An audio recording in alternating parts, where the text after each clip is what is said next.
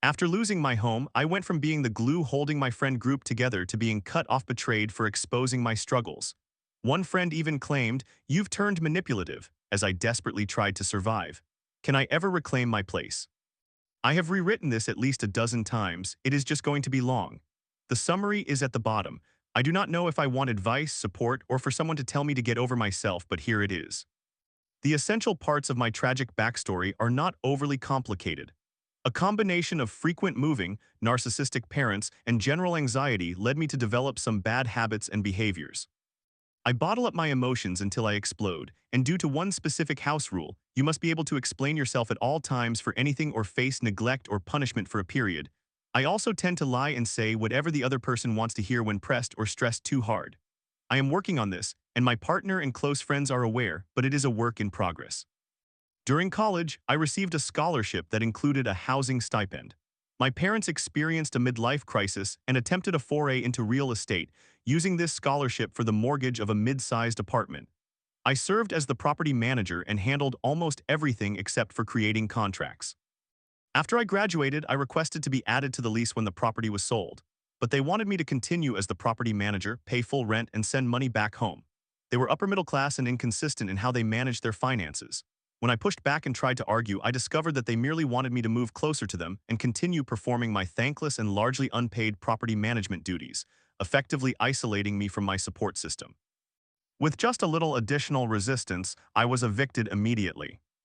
My friends had been a decent support system during my later college years. We bonded through endless Zoom calls and created about 5 group chats where we communicated constantly. I was the technical founder of the group and invited several people into it who had positive energy, resulting in a small community of queer, neurodivergent individuals with similar interests but diverse backgrounds. When people began graduating and drifting apart, it was somewhat frightening, but they checked in occasionally and the local group remained strong. I relied heavily on them. Initially, when I became homeless, people promised me the world in terms of support. All I had was a credit card, a mediocre retail job, and a fairly average degree. I slept on couches and received much appreciated emotional support from nearly everyone, and then a year passed. Finding housing became more complicated.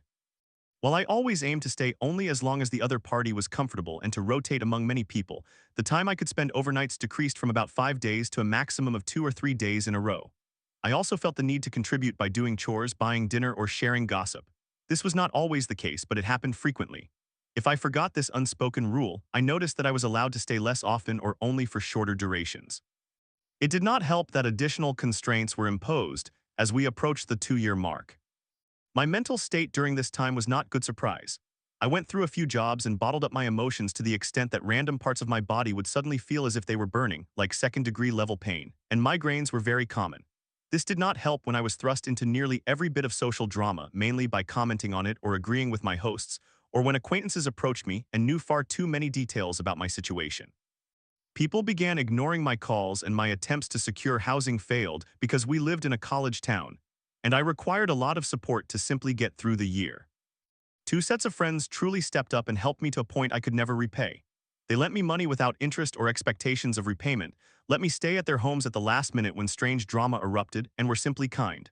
Group A was medically conscious and requested that attendees wear masks and test for events they hosted, while Group B was a bit unconventional but acknowledged the work I put into building the community. I do not think I ever cried harder than when the newest member of the community, let's refer to them as B2, the partner of B1, listed all the things they heard I had done for everyone else. I would drop everything to help others move, assist with practice and assignments, quietly cover others' meals when I had the means, and transport people without asking for gas money, letting them stay over for days or weeks during tough home situations. It went on for a long time. And I could not stop crying, and how I deserved more recognition and always had a place with them, even though they were not really friends anymore. Toward the end of my homelessness, a lot of drama unfolded. I was essentially kicked out of one of the 4 places where I could sleep due to roommate conflict, which I was caught in the middle of. I suspect it was partly due to my sleeping in a common area and being gently joked about being an eyesore, and a realization on their part that asking me to pay bills and partial rent gave me some squatting or housing rights that could potentially violate their lease. I went to work and returned to find my belongings on the curb. It was sudden, dramatic, and literally no one could agree on the details. Some friends canceled on me just hours, in one case minutes before I was supposed to arrive. When I finally did go over, they kept bringing up Group A and how they were paranoid and unreasonable. I found myself in a strange position, so I attempted to mediate, arguing that Group A may have been a bit paranoid but that they certainly had several valid points concerning health and general safety. They did not appreciate this. Whenever I tried to schedule plans with them again, they would provide conflicting accounts of illness and assert that, since I was also being extremely cautious, I could not be accommodated while citing various minor ailments. Sensing the inevitable, I began jumping between two places, trying to manage the fallout as best as I could. Since staying over at about half of the locations meant that chores or gossip were expected, people began seeking my assistance during my homelessness more frequently than when I was not in that situation, and asked for gossip since I was staying at several different places. Consequently, I shared everything I could. I agreed with whatever they said and attempted to incorporate details that would elicit some sympathy since I needed help and felt unheard when I tried to maintain composure. In the midst of my own drama, I endeavored to establish my viewpoint as much as possible. When the larger group that evicted me accused me of having fleas and passing them on to their pets, they routinely walked their dog near a wooded area and never gave him a bath. I strongly fought to position myself as the victim, feeling that it severely limited my options, which I truly felt I was. When I finally secured housing, we were not in an ideal position, as I lost my job a week after moving in. While nearly everyone had promised to help financially when possible, some indicating that they would cover my share of rent for a month or two, or even give me enough to pay the security deposit only, one couple followed through. One person who had pledged to assist the most because they felt guilty for backing out of a housing option, and who was one of the few friends able to provide assistance, changed their mind when I actually reached out. They offered me a third of what they had promised as a loan. A friend who bragged at a party that they would cover my rent for 2 months and bring meals quickly backed out as well. Only two couples helped, one with financial support and another with finding odd jobs or gigs to keep us afloat. It was incredibly demoralizing. I tried to move past this and several other incidents that occurred during my period of homelessness. I focused on supporting my friends and rebuilding relationships through favors and good deeds, resolving to discuss my feelings about what transpired at a later date. But when some friends inquired about gossip, I was honest about my experiences. However, they did not listen. They reacted to some of the most demeaning experiences I had ever encountered in the same manner they would to light gossip. I am not proud to admit that I exaggerated and embellished details and attributed various intentions to actions that were likely unintentional. Additionally, I only shared certain details with closer friends whom I trusted to remain discreet, while omitting specifics to others to prevent things from spiraling too badly. Some of the only friends I felt truly supported me were the two couples who assisted me. The newer couple stood by me through all the drama, and both members were incredibly kind. During a conversation, the new partner pointed out that they saw how hard I was trying and how unappreciated I felt. I helped others with moves, finances, meals, etc., but when I asked for assistance, I was left feeling abandoned and frustrated. I was genuinely touched just to be acknowledged and mentally committed to helping wherever possible. Despite still being emotional and hurt, more drama unfolded. One of the couples that supported me was treated very poorly. The more established individual tried to integrate their new partner into the group, which included adding them to a side chat where mostly everyone communicated. Several vocal members of the group, which also included individuals who I felt had wronged me in some way, attacked this person, openly discussing how, had they been consulted beforehand, they would have opposed allowing the new partner into the chat while the new partner could read the comments. Although we had tried to establish semi-written rules for the chat to avoid admitting literally everyone who was talked to or any inappropriate individuals, the situation turned into something entirely shocking and cruel. When this occurred, I tried to ask for consideration, but was ignored as the others ganged up on the new partner. Eventually, I emotionally erupted and flooded the chat with several lengthy messages calling out how this behavior was exclusionary and unkind. I included some mildly related points. My partner had been prevented from joining the chat for about 9 months because two individuals claimed it would be awkward if they broke up, while someone else who introduced a partner was allowed in the chat within a week with no issues.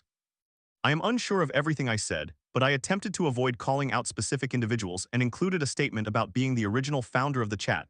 I was not the owner but did connect everyone, jokingly suggesting that someone else managed the chat, and they did. The response was relatively positive.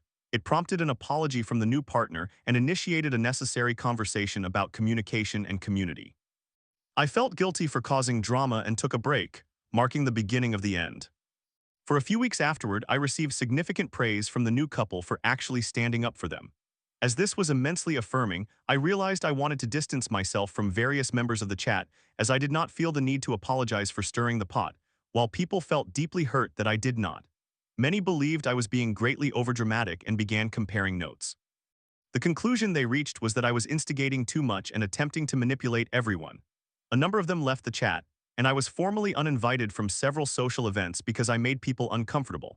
When I attempted to talk to my close friends with whom I wished to maintain relationships, the new couple I had defended blocked me and even tried to start rumors at my workplace to get me fired. The couple that helped me the most, and with whom I was closest, provided me with all the information I received on the subject through a conversation they had with my partner. They wanted to discuss things and ensure we were both okay, where they recounted all the drama and incidents in which I had been involved, and it felt strange. The reasoning I received was perplexing. Most people supposedly agreed that I was exaggerating or stretching the truth about a few aspects, and that I had a tendency to do so or even lie when pressured. However, most acknowledged that I was not entirely dishonest but was projecting intentions onto actions and behaviors, and that spreading this information was incredibly ungrateful. There were more than a dozen incidents quoted as evidence of my problematic behavior, but each was relatively minor or obviously exaggerated, while a dozen other incidents in which I was simply irritating over 5 years of friendship seems reasonable. One example was that I took a reclaimed sandwich from work without asking the top manager beforehand, putting my manager friend in an awkward position. There were two incidents regarding shoplifting years prior that were largely forgotten. However, I remember apologizing at the time, which felt more justified. The most egregious was when a friend's acquaintance claimed that I could have possibly taken a sneaky photo of them at a Halloween party, which if true would have been warranted, but I uploaded the entire day's photo album to a shared Google Drive without reviewing the images after being asked to take a few group photos and pictures of the local band. Now I am at an impasse. I have suddenly been cut off from my community and I feel conflicted.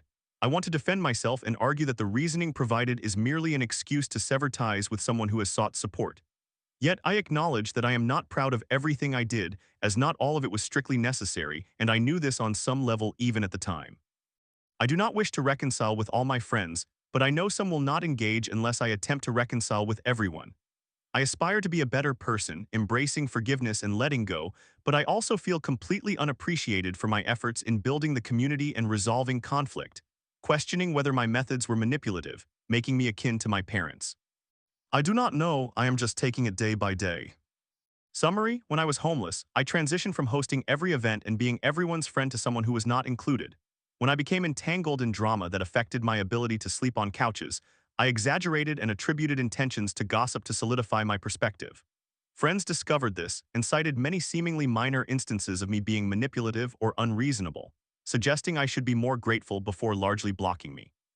I have been told that reconciliation is possible, but I am uncertain how or if I want to pursue it. Story 2. After 4 years of manipulation starting when I was 18, I finally saw my toxic ex for who he was. "You care more about your clothes than about me," he once said, controlling every aspect of my life. Now I'm left wondering how I ever let him take so much from me. What will it take to reclaim my life? I entered my first relationship with my now ex-boyfriend when I was 18. In hindsight, it only began because he manipulated me. He admitted that he wanted to be in a relationship with me, and although I felt similarly, I told him I did not feel ready for one nor did I want one, as I was just starting university and wanted to concentrate on my studies. Afterward, he became cold enough that I did not want to lose the 2 years of friendship we had built, so I agreed to the relationship. I later recalled that he advised a mutual friend about that technique, that being cold towards someone would drive them to you, which was how he convinced me to enter a relationship with him. He spoke about it with pride, and I felt uneasy but merely rolled my eyes while his friend laughed. Throughout those 4 years, I feel many things occurred that I either overlooked or felt discomfort about in the moment and rationalized away. I was very private concerning the details of the relationship, believing that sharing them with others would violate trust. However, this meant I missed recognizing many issues. I will list a few examples, not necessarily in chronological order, that continue to linger in my mind. Early in the relationship, he yelled at me for dressing in a certain way. I do not typically dress revealingly, but he disapproved of clothing that was tight around my chest or buttocks.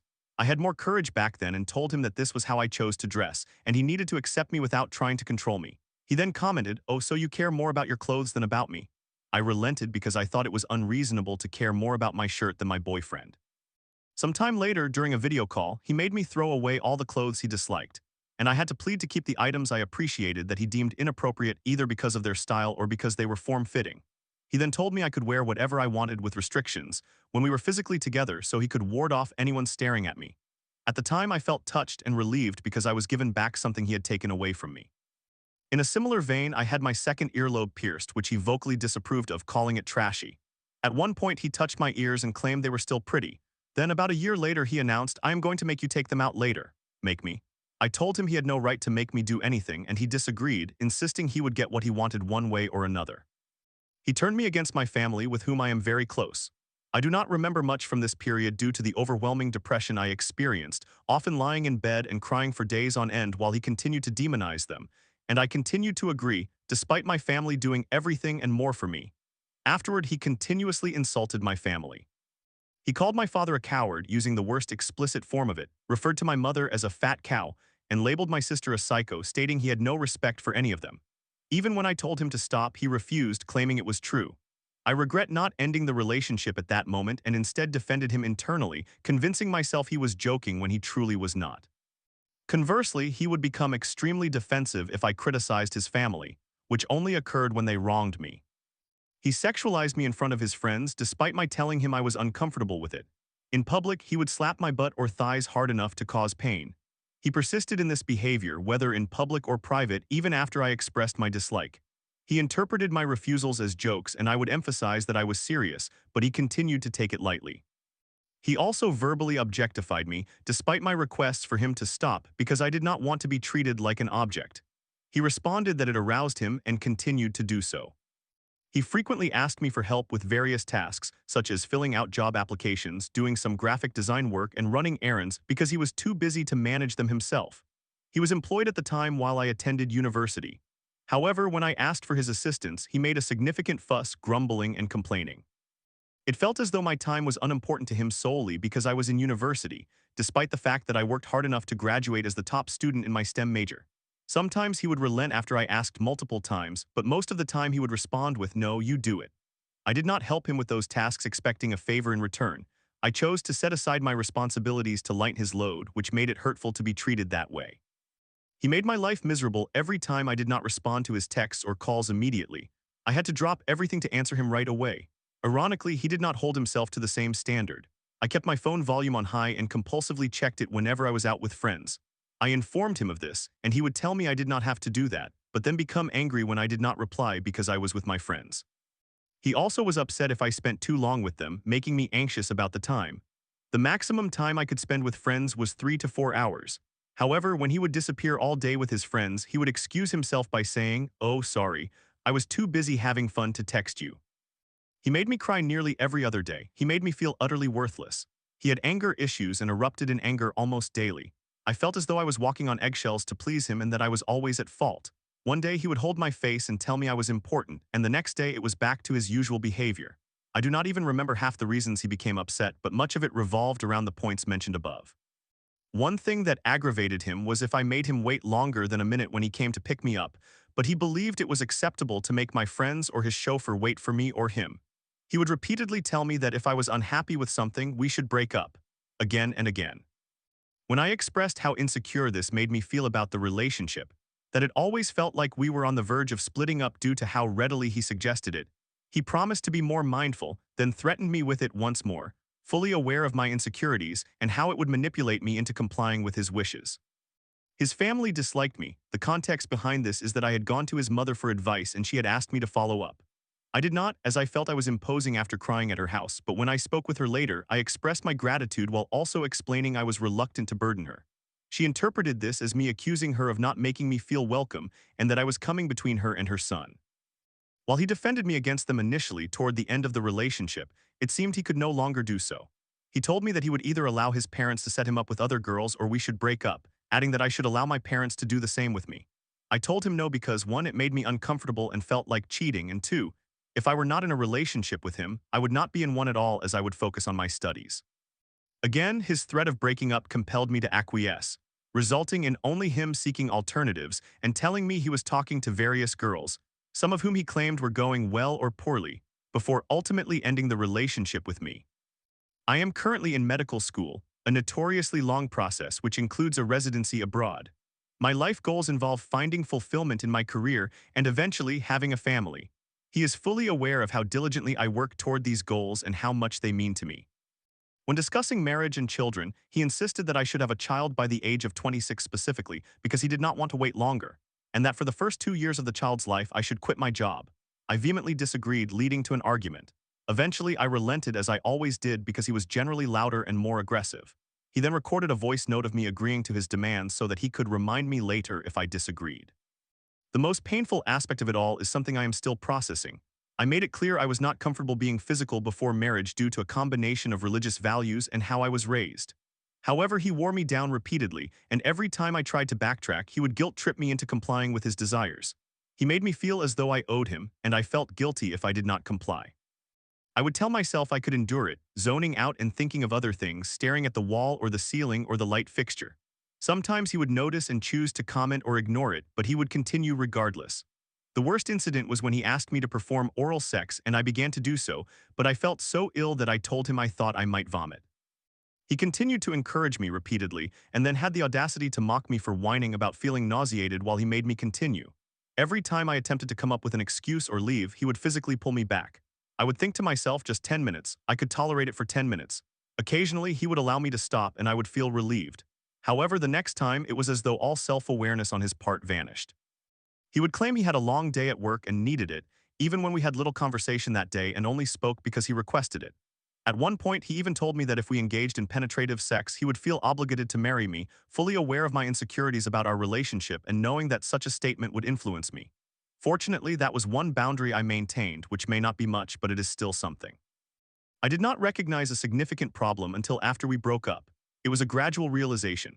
I heard a voice line in a game that resonated with me stating, "I did not know how to say no," which made me cry. Then I saw a scene in a movie where a woman was spacing out while her husband had sex with her.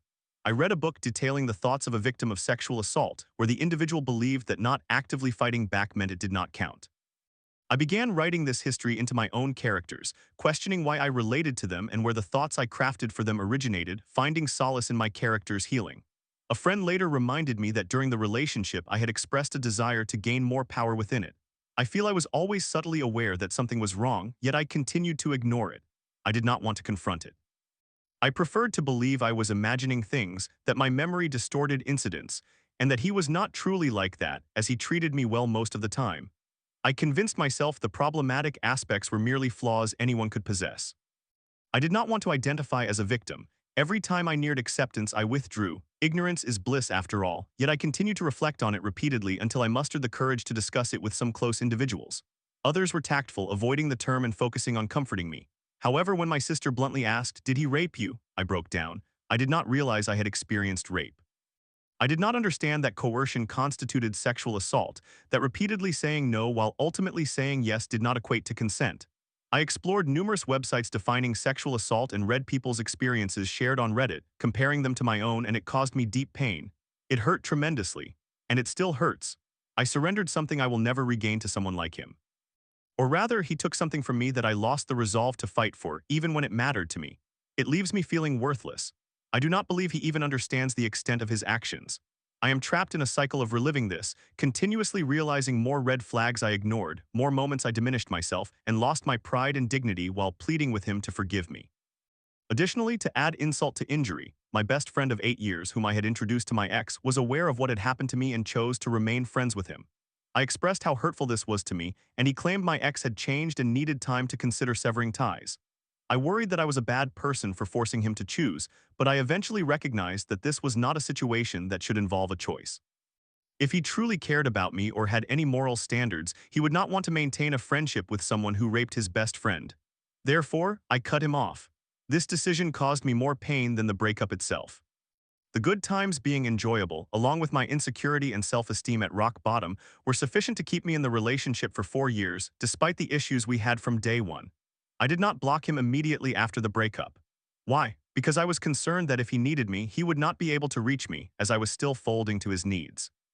Although I told him I wanted no contact and never reached out to him myself, he attempted to contact me a few times regarding random matters he desired from me.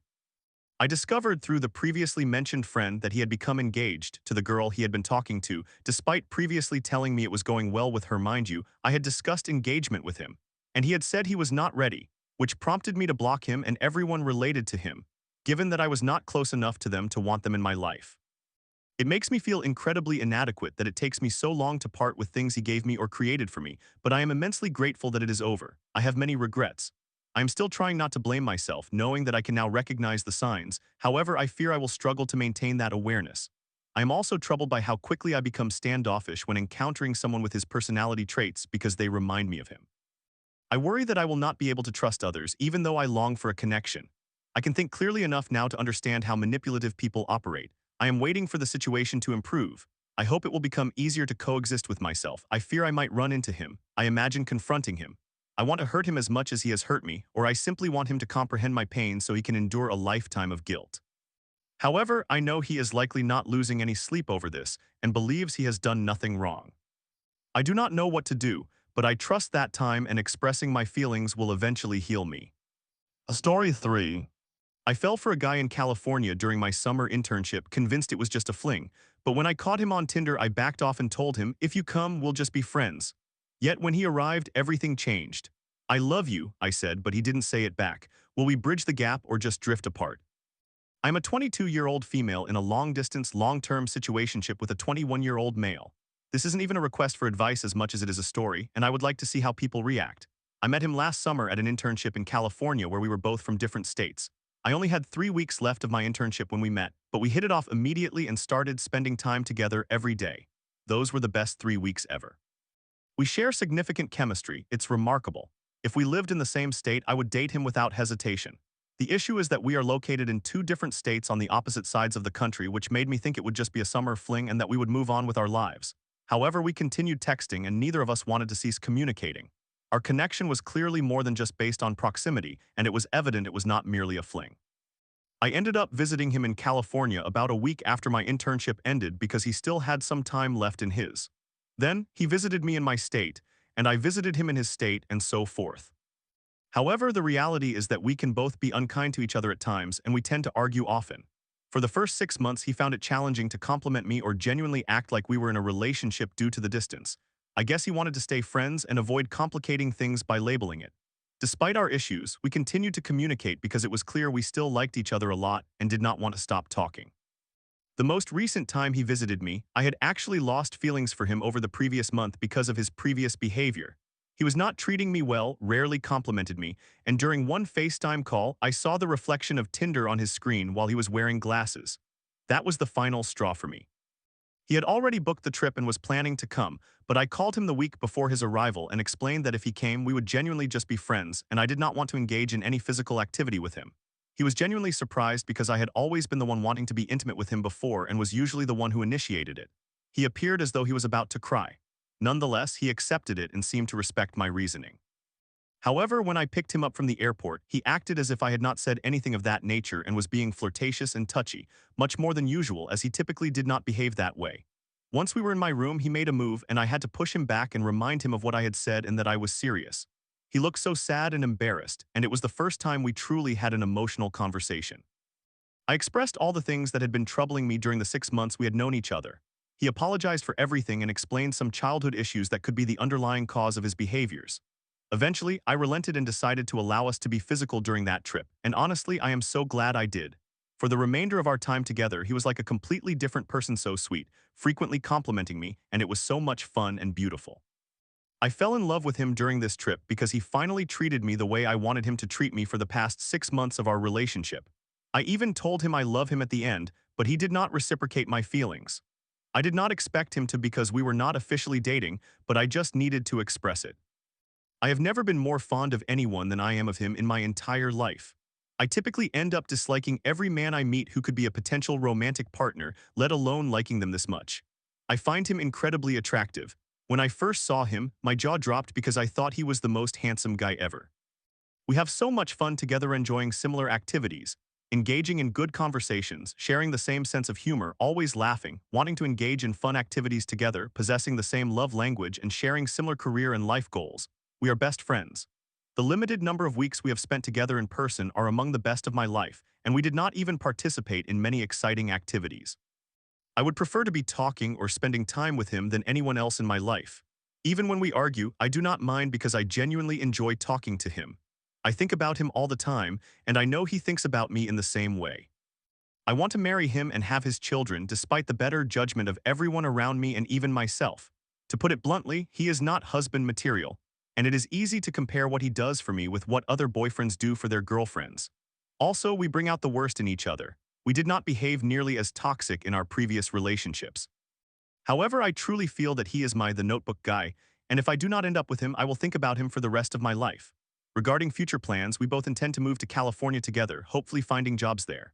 Then we will give our relationship an actual chance at dating and see where it leads us. I can only imagine our relationship growing stronger since most of our problems stem from being in a long-distance relationship or not officially being a couple. The more time I spend with him, the more I love him.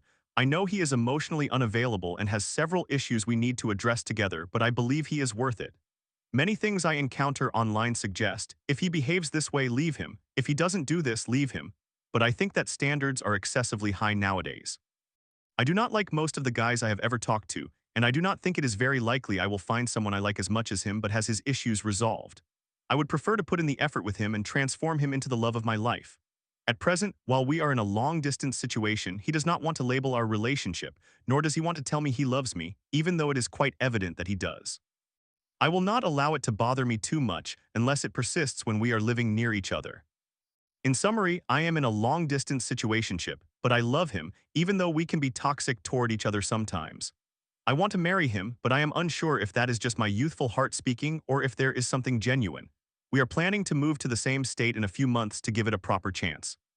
There is a very slim chance he might see this since it is obviously posted on Reddit and is public, and it is clearly about him. There are many things here that I have never openly shared with him, but if he does come across this, I would not mind either.